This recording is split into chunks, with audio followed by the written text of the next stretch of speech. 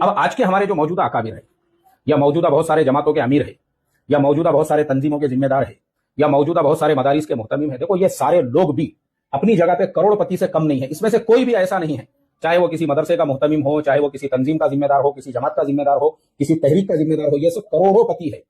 اور انہوں نے اپنے بیٹوں کے لیے، اپنی اولادوں کے لیے ایک بہترین سیٹ اپ کیا ہوا ہے کاروبار کا. آپ میں سے بہت ساروں کے جو اکابر ہے نا، بہت سو کے ذمہ دار، یا بہت سو سے آپ بیعت ہوں گے، آپ کے جو پیر صاحب ہے، ایسے لوگوں کے کاروبار مدینہ المنورہ میں ہیں، دبئی میں ہیں، ملیشیا میں ہیں، اور بہت سارے ملکوں کے اندر انہوں نے پھیلائے ہوئے ہیں. سب کروڑوں پتی ہے، کروڑوں کے انویسٹمنٹ ہے ان کے کمپنیوں وغیرہ میں.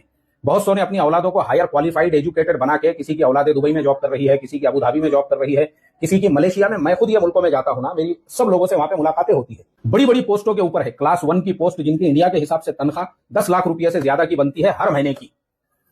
اور یہ کوئی غلط نہیں ہے، مطلب میرا آپ کو جو بتانے کا مقصد ہے وہ کسی پہ تنقید یا طنز کرنا نہیں ہے، بلکہ آپ کو یہ احساس دلانا ہے کہ دیکھو یہ دنیا لاجیکل ہے، یہ دنیا میجیکل نہیں ہے. اس دنیا کے اندر جو ہے نا، جو جوشیلی جذباتی باتیں یا اس طرح کے جو جذباتی کمنٹس ہوتے ہیں تقویٰ اور دنیا داری کو لے کر، اس کے لیے کوئی جگہ نہیں ہے. یہ حقیقت کی دنیا ہے. تو حقیقت کی اس دنیا میں آپ کو اس حقیقت کو قبول کرنا پڑے گا کہ بھائی انہوں نے بھی جو کیا نا وہ بالکل صحیح ہے. کوئی بھی انسان یہی سوچے گا کہ میرے مرنے کے بعد میری اولاد کو بھیک مانگنے کی ضرورت نہ پڑے، میں ان کے اپنی زندگی میں اچھا سیٹ اپ کروں. کیا انہوں نے. اب تم اگر اپنی زندگی میں اپنا سیٹ اپ نہیں کر رہے ہو نا، تو یہ آپ کی غلطی ہے. آپ دین اور دنیا کے بیچ کے فرق کو نہیں پہچان رہے ہو. سمپل سی بات ہے، پہلے اپنے آپ کو فائنینشیل مضبوط بناؤ. ایک آدمی جوش میں، جذبات میں آ کے جو ہے نا، دین کے تقاضوں کے نام پہ، سمجھو مثال کے طور پہ ایک نیا فارغ عالم جو ہے وہ سال کے لیے نکل رہا ہے اور اس کا فائنینشیل کوئی بیس نہیں ہے، وہاں سے آنے کے بعد در بدر کی ٹھوکریں کھا رہا ہے، غربت کا شکار ہے، قرضوں کا شکار بن گیا ہے. اسلام کے اندر ایسے جوش اور جذبات کے لیے کوئی جگہ نہیں ہے. یہاں پر کام جو ہے نا وہ لاجیکل چلتا ہے. تو لاجیکل کیا ہے؟ وہ یہ ہے کہ پہلے آپ، میں نے جیسے بتایا، پہلے ایم اے عربی کرو، اچھے اسٹرانگ بن جاؤ، فائنینشیل مضبوط اپنے آپ کو بنا لو، کوئی حرج نہیں ہے. اور اگر اپنی اولاد کے لیے بھی کوئی سوچتا ہے وہ بھی کوئی برا نہیں ہے، کیونکہ آپ کے سب اکابر نے ایسا ہی سوچا ہوا ہے.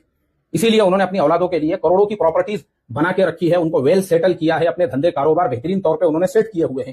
آپ کیوں نہیں کر رہے ہو بھائی؟ کس نے بولا آپ کو ایک پلیٹ بریانی کے لیے یا ایک پلاؤ کے لیے آپ زندہ بادی کے نعرے لگاتے گھومو؟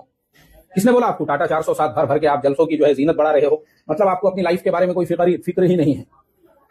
اور جو آپ اگر کسی خانقاہ میں بھی آپ ہے، اب آپ کے خانقاہ کے جو پیر صاحب لوگ جو ہے ان کے لیے قربانی دے کے پورا رمضان کا مہینہ، بھائی کہاں ہے قرآن حدیث میں؟ یہ بدعت ہے. یہ کوئی سنت یا مستحب نہیں ہے. اگر آپ کو سنت یا مستحب کے نیت سے کام کرنا ہے، اپنے محلے کی مسجد میں بیٹھو نا اعتکاف میں. اب جن پیر صاحب کی مجلس میں آپ جا رہے ہو وہ خود کروڑوں پتی ہے، ان کو کوئی فرق نہیں پڑتا. انہوں نے 1 مہینے کا نہیں 12 مہینے کا بھی اعتکاف کیا تو ان کو کوئی فرق نہیں پڑتا. اس کا ریزن یہ ہے نا بھائی، ان کے دھندے، کاروبار، بلڈنگیں اور ساری چیزوں کا ویل سیٹ اپ ہے. ان کو ہر روز کی جو ہے جو پیسیو انکم ہے وہ آرام سے ہو رہی ہے. آپ کا کیا ہے بتاؤ؟ ایصال ثواب کے لیے چینل کو سبسکرائب اور ویڈیو کو شیئر کریں.